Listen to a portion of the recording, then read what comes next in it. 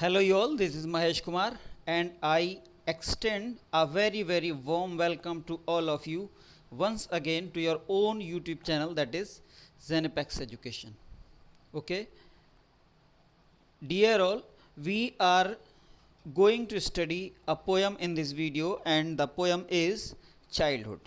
Okay, this poem has been composed by Marcus Nathan. Marcus Nathan is a very fabulous poet, okay, who was born in 1968. He was born in 1968 at Massachusetts. His themes makes us think, make us wonder, okay, make us wonder about them. He is an artist of distinction with equally significant say in paintings as well as that in poetry. Okay, poetry के साथ साथ ये एक बहुत ही अच्छे artist थे painting में भी. ओके, बहुत ही अच्छे पोएट हैं और अक्सर ऐसे टॉपिक्स लेकर के आते हैं, ऐसे टॉपिक्स पर अपनी पोएम्स लिखते हैं कि जो कि हमें सोचने के लिए मजबूर कर देती हैं, जैसे कि प्रेजेंट पोएम है. ओके, प्रेजेंट पोएम भी हमें कहीं ना कहीं विचार करने पे मजबूर करती है, सोचने पे मजबूर करती है ना, बहुत ही सीरियस से विचारों को उत्पन्न करती है. तो कुछ ऐसे ही अपने प्रयोगों के लिए, अपने टॉपिक्स के लिए जाने जाते हैं ये पोएट. ओके, बहुत ही अच्छी पोएम है, बहुत ही सिंपल सी पोएम है, छोटी सी पोएम है. Okay, but nothing is devoid of a clear cut message for you. Okay, as I always said or used to say that NCERT has planned everything for you. There is nothing which is taken haphazardly. Okay, कुछ भी ऐसा नहीं है जो कि बस यूं ही उठा लिया हो.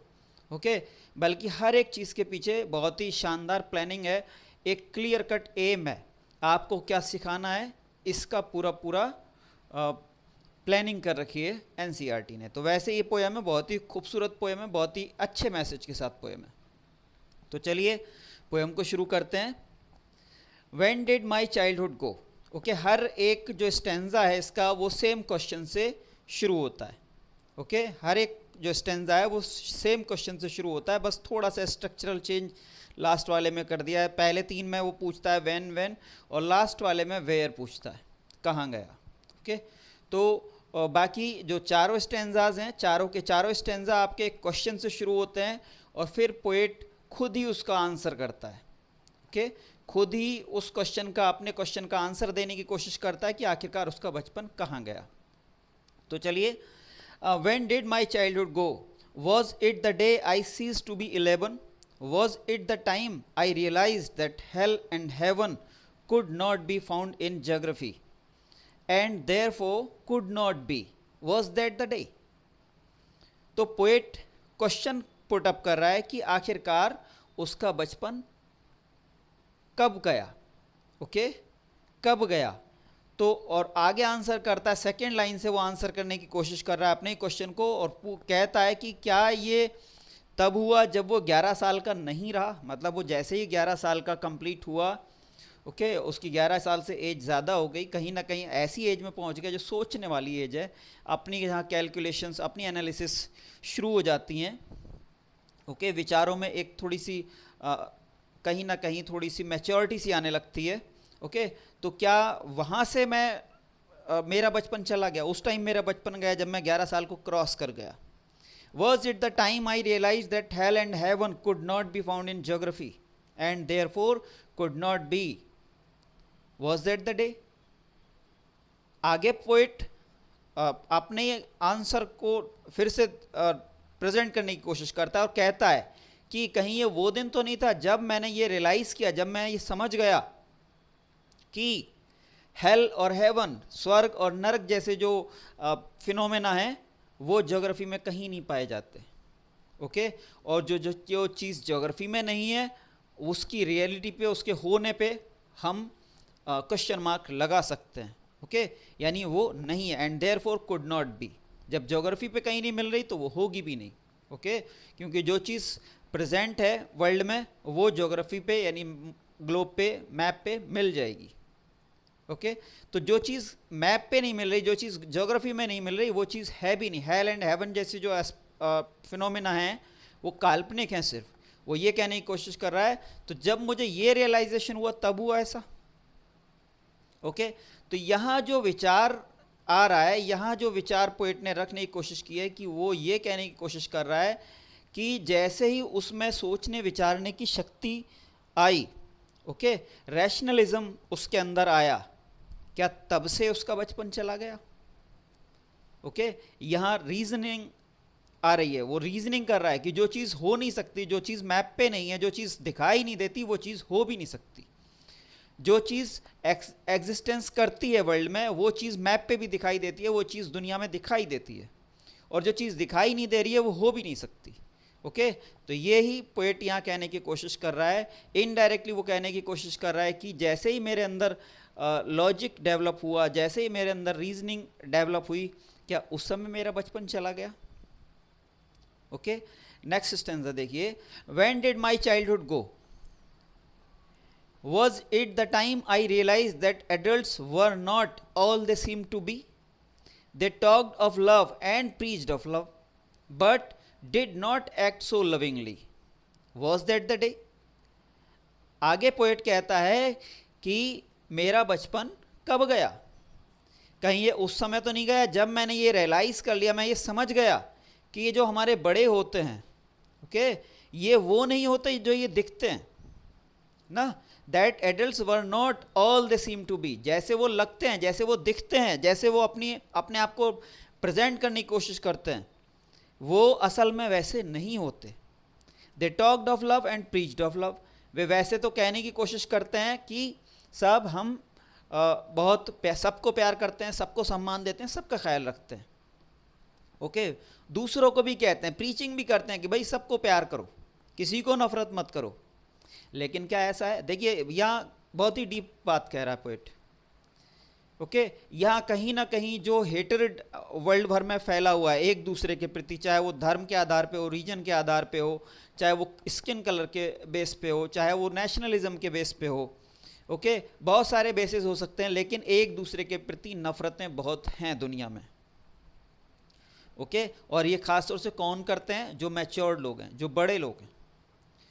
तो पोएट शायद उसी तरफ हिंट कर रहा है कि हम बड़े जो कि ये उपदेश देते रहते हैं, जो कि ये लेक्चर देते रहते हैं सबको कि भाई सबको प्यार करो, प्यार अच्छी चीज़ है, प्यार बांटो, प्यार से खुशहाली आती है, दुनिया अच्छी हो जाती है, जीवन अच्छा हो जाता है, जीवन आसानी से गुजर सकता है, शांति होगी तो खुशहाली आएगी। ओके, प्यार होगा तो शांति होगी, शांति होगी तो खुशहाली आएगी। ओके, लेकिन हम ही लोग इतने ढेर सारे युद्ध करते रहते हैं, बहुत सारे, अक्सर जब देखिए तो युद्ध चलते रहते हैं।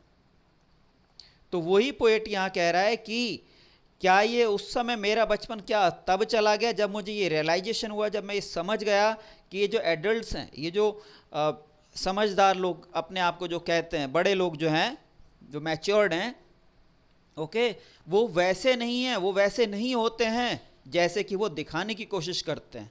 वो ऊपरी तौर पे बहुत प्यार की बात करते हैं कि प्यार करो, सब प्यार फैलाओ, सब पे दया धर्म करो, ओके, लेकिन ऐसा वो एक्चुअल में नहीं करते।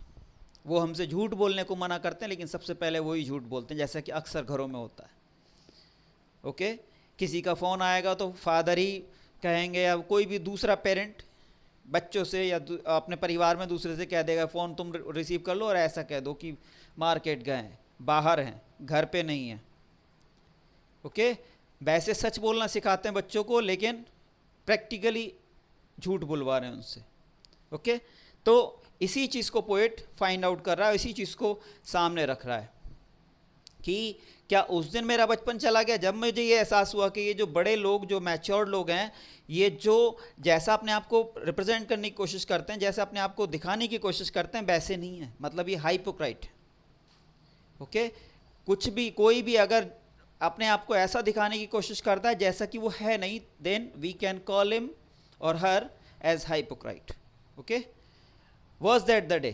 तो क्या ये वो दिन था? Next stanza. When did my childhood go? Was it when I found my mind was really mine?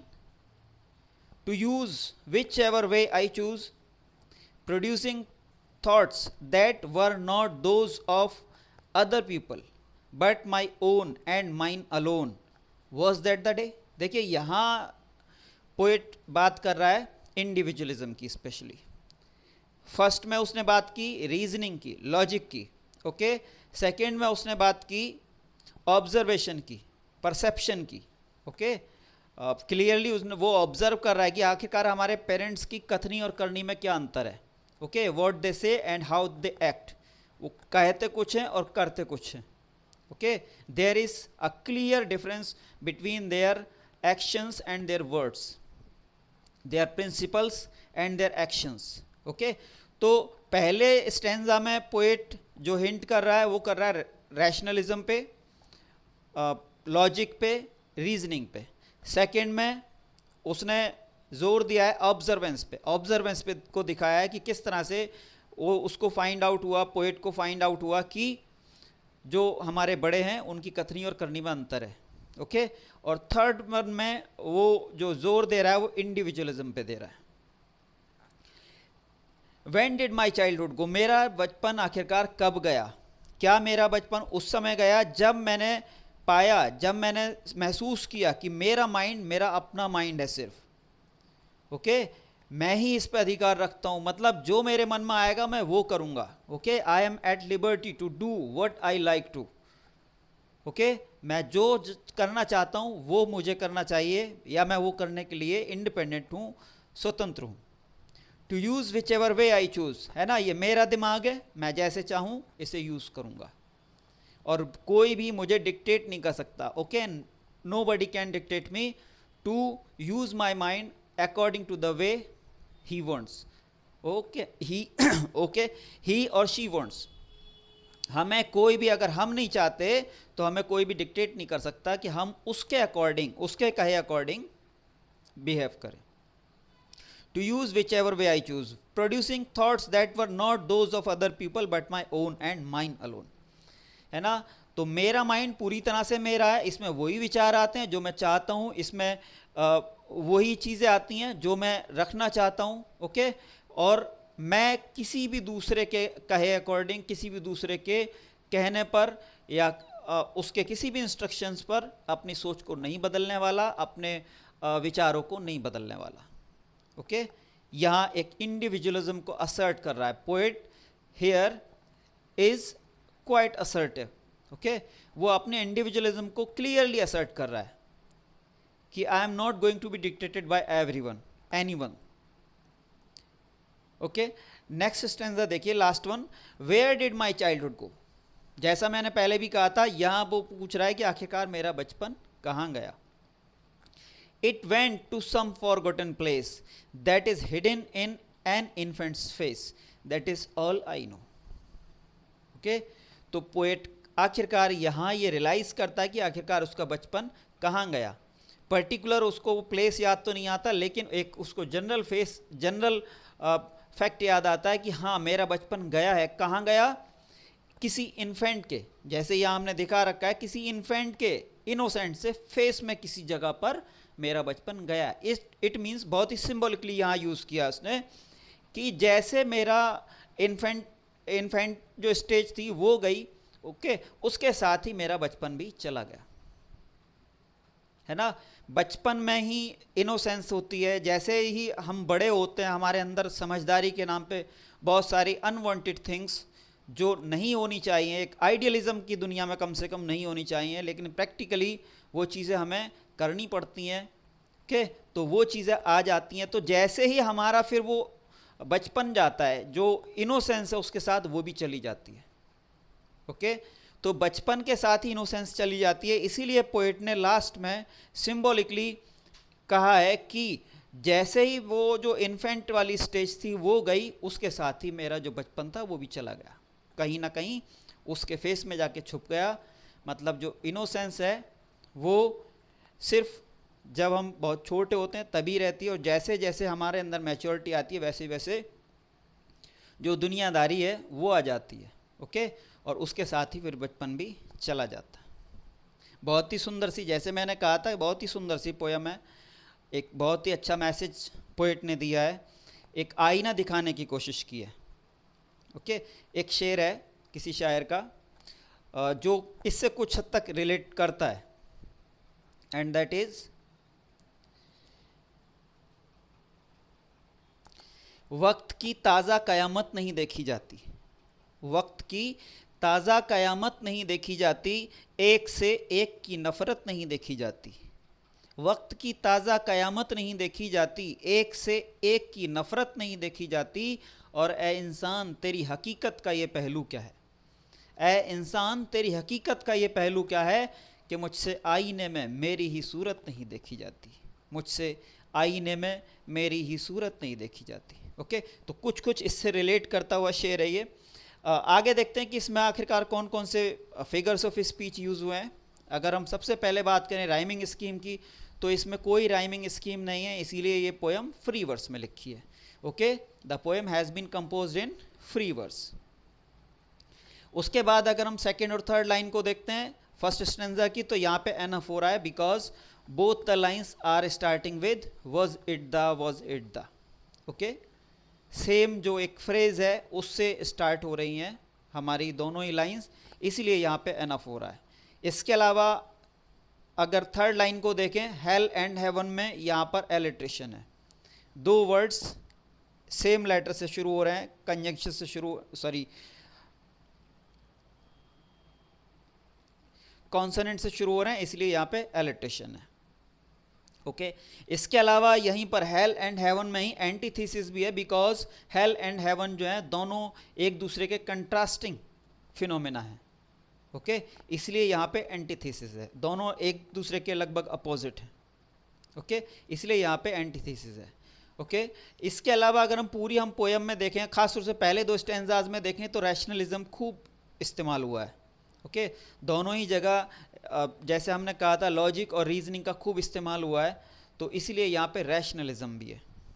Okay, ऐसे ही अगर हम नेक्स्ट स्टैंजा की फोर्थ लाइन देखें, तो लव लव एक ही वर्ड दो बार रिपीट हुआ है, इसलिए यहाँ पे रिपीटिशन है। ओके, नेक्स्ट स्टैंजा को अगर हम सेकेंड और थर्ड लाइंस को देखें, तो यहाँ फिर से एलिट्रेशन आया है। सेकेंड लाइन में जहाँ माई माइंड और माइन आया है, तीन बार एम वर्ड, एम जो लेटर है वो रिपीट हुआ है, इसलिए यहाँ पर भी एलिट्रेशन है। और ऐसे ही नेक्स्ट लाइन में डब्ल्यू जो लेटर है वो रिपीट हुआ है। इसके अलावा उसके नेक्स्ट लाइन में फिर से टी जो लेटर है वो रिपीट हो रहा है। ओके, तो इसलिए तीनों लाइंस में एलिट्रेशन है। ओके, ऐसे ही लास्ट में पोयम जो एंड हो रही है वहाँ फिर से एनफ हो रहा है, क्योंकि दैट इज दोनों लाइंस में आया है। ओके, इसलिए एनफ हो रहा है फिर से। और अगर हम पूरी पोएम में देखें तो यहाँ रिफ्रेन भी है, because one sentence is repeating over and over. Okay, when did my childhood go, when did my childhood go, when did my childhood go. यहाँ थोड़ा सा चेंज कर दिया, where did my childhood go. Okay, तो इसलिए यहाँ पे refrain है। ऐसा कभी भी कहीं होता है कि एक सेंटेंस बार बार रिपीट होता है या क्लॉज बार बार रिपीट होता है, तो वहाँ पे रिफ्रेन माना जाता है, poetic device, figure of speech. Okay, so that was all about the poem. Hope you people would like it, enjoy it, and if it is so, don't forget to like and subscribe our channel, and also do suggest others, your friends, your classmates, to come and visit the channel. Okay, see you in the next video. Till then, keep learning, keep studying, and keep growing. Thanks for watching.